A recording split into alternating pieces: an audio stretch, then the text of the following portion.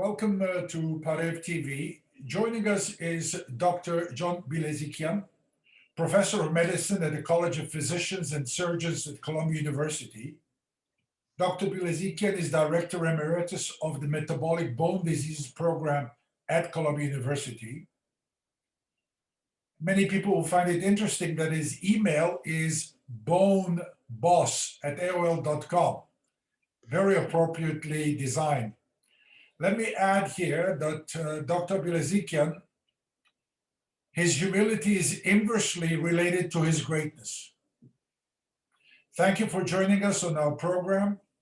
And what we like to do, Dr. Bilezikian, is focus on your noble works in Armenia in support of the advancement of the medical field in Armenia. In 2018, you received the Parliamentary Medal of Honor from the government of Armenia for distinguished service. Could you tell us what did that award mean to you? And can you highlight some of your works in Armenia? Well, thank you, Vartan, for that kind introduction. And it's a pleasure to talk with you about what I have been doing in Armenia and to reflect on why I received that great honor from the Parliament of Armenia a few years ago. We can go way back. I'd like to start way back. One of my teachers at Columbia was the late, great Edgar Hosepian. And Dr. Hosepian, he made his first trip to Armenia in 1988 at the time of the earthquake. And Dr. Hosepian came back to Columbia, and I was still young and developing my career, and he was one of my heroes. And Edgar said, John, you have to go to Armenia. I said, oh, okay, I'll go. He said, no, you really have to go. So I said, yes. And then he said, John, it isn't a matter of if you go, but when you go. And he said, when you go, it will change your life. So it took until 2007 when I went. And this is a very interesting feeling I had, in the audience who may be listening to this video may have had the same experience.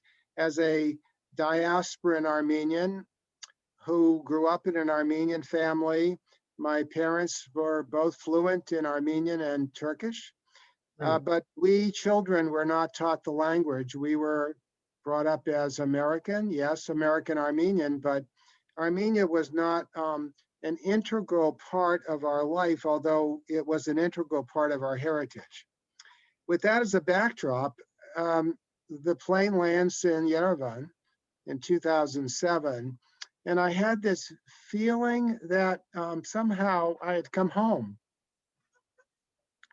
And that feeling that I had come home, that our ancestral homeland is in Armenia. Mm-hmm. So that was inspirational. And it began an annual visit to Armenia, sometimes twice a year, sometimes 3 times a year. Now, let me give you a background of what I do. I'm an endocrinologist, and my specialty is in metabolic bone disease. And the bone boss title is, I do bone. I'm not an orthopedic surgeon. I do studies in osteoporosis. Mm-hmm. And I have done a lot of research and have a long record of teaching in this field of osteoporosis. And I go to Armenia and I realize that nobody has even heard of the word osteoporosis. Mm-hmm. And I look around the Republic Square and I walk around in Yerevan, and you all know what I'm talking about. And I see older women who clearly have the disorder of weak bones, but they don't even know it. And then I realized that the doctors in Armenia don't know what osteoporosis is. So that began my first conference in the Makarian Hospital in 2007. And I said to a friend of mine, let's just have a conference and begin to discuss osteoporosis. When I got there at 8 o'clock in the morning, the auditorium, a relatively small auditorium, held 100 people, and it was completely full, standing room only. And I spoke for the whole day. I was the only faculty member. I spoke for the whole day on osteoporosis. And I casually left a stack of business cards on the desk. And I said, if any of you wants to connect with me, pick up my business card. And there was a stampede to pick up my business cards. So that was the beginning. And every year thereafter, except for this past year because of COVID, I have come to Armenia. We have had a national conference of osteoporosis. We've had it at the Marriott Hotel. We've had it at the Elite Plaza. And just the last one we had was 2019. We had over 800 doctors and healthcare professionals listen all day. Now, it wasn't just to me, because I now had a faculty. And my faculty that has been coming every year initially were colleagues from the US, and then I had colleagues from Europe, I had colleagues from Lebanon, colleagues from South America.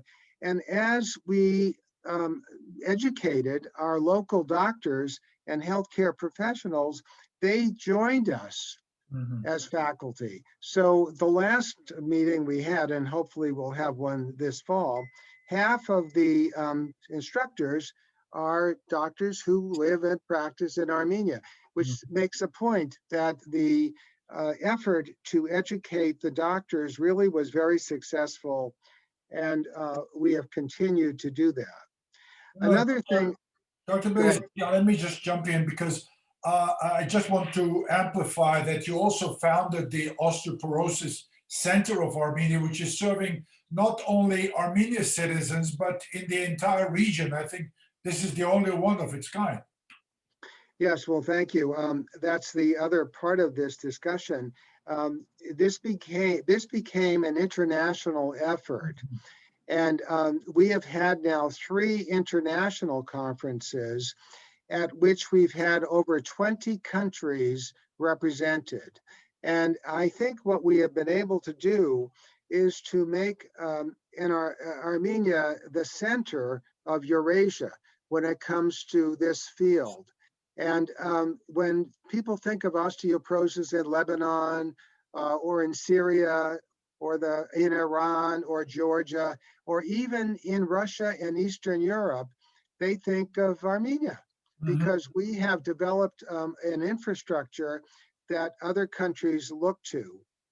Let me talk a bit about the infrastructure, because coming every year and having a conference and coming back to the United States, it seemed to me a few years ago that we need a center in Armenia, and that began what we now, as you pointed out, the Armenia Center for Osteoporosis. We have a full-time director, Dr. Varta Babalyan. We have a full-time nurse. We have 2 full-time research assistants. And this program is educating now, not just the doctors, but we have an outreach program for patients, for people who just want to learn about this disorder. We're on YouTube and other guises. We're on Armenian television. We're on Facebook. We're anywhere you want to look. And the idea is that anyone in Armenia who wants to learn about osteoporosis can come to the center, get educational information. We also now have a patient care network where we have local doctors who are available for consultation. And I'm available basically through Zoom or other channel. So if a doctor has a difficult issue or problem with one of his or her patients, I'm available to give them advice. So it's really grown a lot over the past 13 years. How are these programs funded? That's a good question. Yeah, you know, these things don't just happen. They require a lot of money. And I have been very fortunate to have very generous donors. I have a number of grateful patients who have helped to support me. There are several foundations that have been very generous in supporting me. And I'll also point out that another initiative that I started was to bring instruments that some people may have heard of. These are called bone density machines. These are machines that will measure the calcium in our bones very, very accurately. They're very expensive machines. They can run upwards of $100,000, $150,000. And over the past 13 years, I've gotten donations from the company in the US that makes these machines. I've been able to bring 10 of these machines to Armenia. And I've been able to place them everywhere, not just Yerevan. In fact, we have one in Artsakh. We have the one in Gyumri. We have one in Vanadzor. We have one in Gorish. So these machines, and it's available to doctors to check their patients out as they suspect osteoporosis. So funding is a big challenge because, as you know, with a full-time staff, I have to raise several $100,000 a year. And every year I do my best. And so far, cross your fingers, I've been able to raise the funds. Dr. Bilezikian, last few months, you know what happened with the war, Armenia, Azerbaijan, and the pandemic. And Armenia really is in a crisis mode. Let's talk about the medical aspect of the crisis. What are your plans? What do you think can be done, should be done to help out Armenia with the pandemic? Yes. Well, of course, we are worried about this every day. A very big challenge in Armenia, it's a challenge in our United States as well, is for people to follow the simple rules that will help prevent spread of this disease. So, using masks when you go out, washing your hands, keeping one's distance, quarantining when necessary. This has been a great challenge in Armenia. I have been on many Zoom conferences. I was one on this morning with a friend, and she was with a group of young men, and nobody was wearing a mask. And these men do not belong to her bubble. So these are things we could do, and that's right. That's exactly right. They should have been looking just as you're looking, Vartan. In fact, I have one in my pocket. I'll put one on. So I'll just tell you, I have one right here in case someone. Yeah, we have. Now, the other thing is the vaccine. As you know, during the war, in fact, Kim Hekimyan, who's a colleague here at Columbia, just showed the graph just about 30 minutes ago of the uptake in the incidence of COVID-19 during the 44-day war. Since then, the incidence has fallen, which is good. The other very important advance is the AstraZeneca vaccine, which is not available yet in the United States, is available in Europe. There are going to be 600,000 doses of the AstraZeneca vaccine coming to Armenia very soon. And that will be enough to vaccinate, 300,000 people in the population.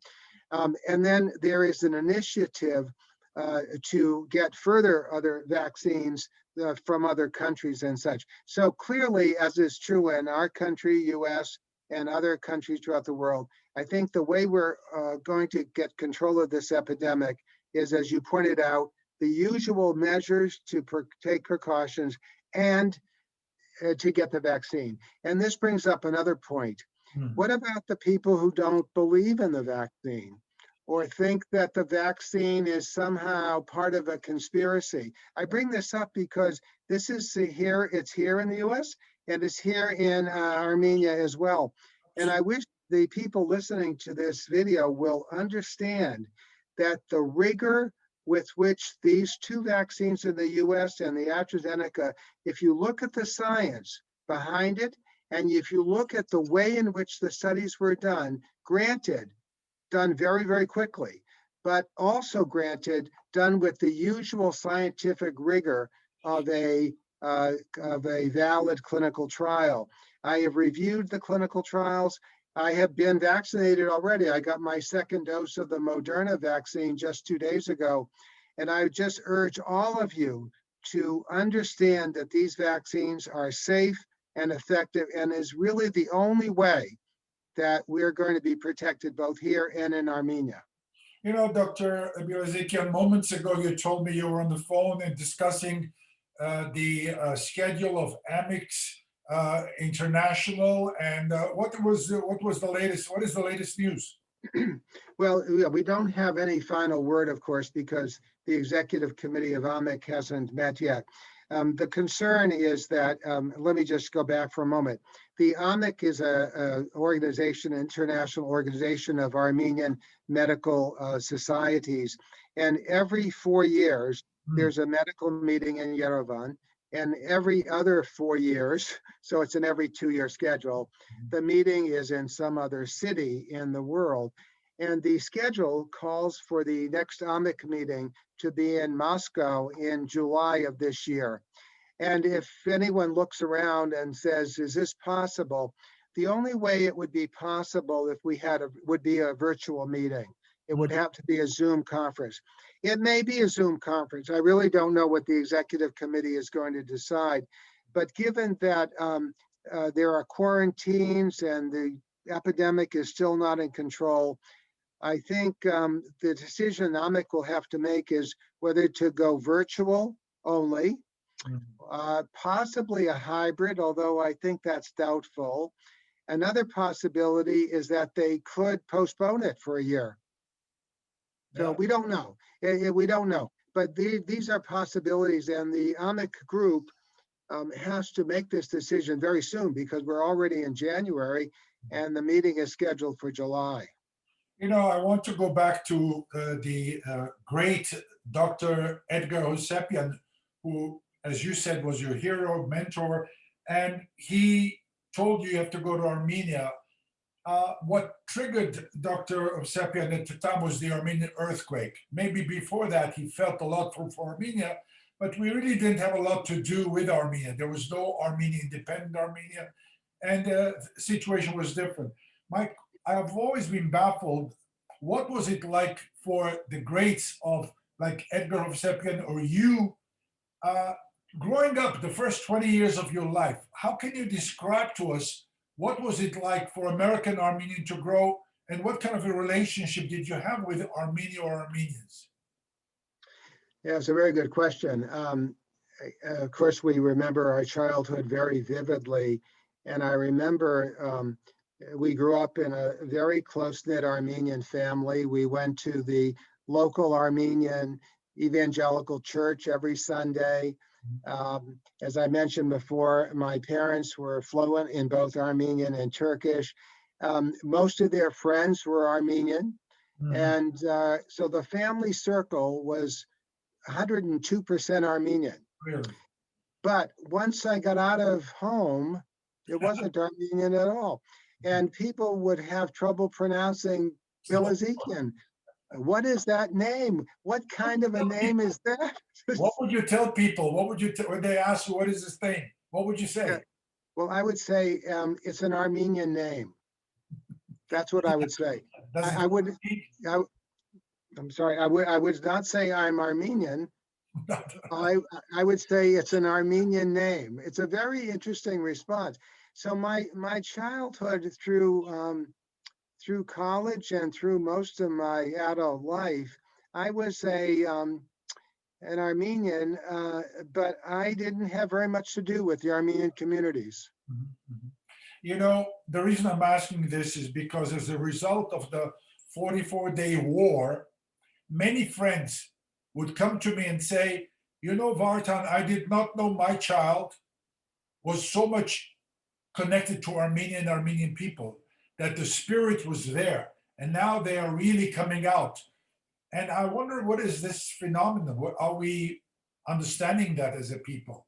Yeah, well, I think you hit on a very important point. The diaspora is alive, and I will say the diaspora is alive and well. Yeah. And catastrophes like the war, like COVID-19, they kind of bring us home. They bring us to where our roots are, and we do what we can to help our families and our homeland. So I think unfortunately, sometimes in the midst of catastrophes and troubles, we kind of see more clearly than we saw before. Absolutely. Dr. Bilezikian, is there any last comment you have to wrap up this interview? Well, first of all, thank you for having me. It's really an honor for me to talk with you. The advice I would give, or the closing statements I would make, relate to the fact that we don't deny your roots. We're very proud of our roots, and our roots in this country are deeply American. I'm very deeply American, but we also have to remember where we also came from. Everyone in this country is an immigrant, and we shouldn't forget that. And this is what's made our country so great, a country of immigrants, and that in that diversity, we become strong. But at the same time, let's not forget, our homeland, and to the extent to which you are listening and can think of something that you may have, some talent.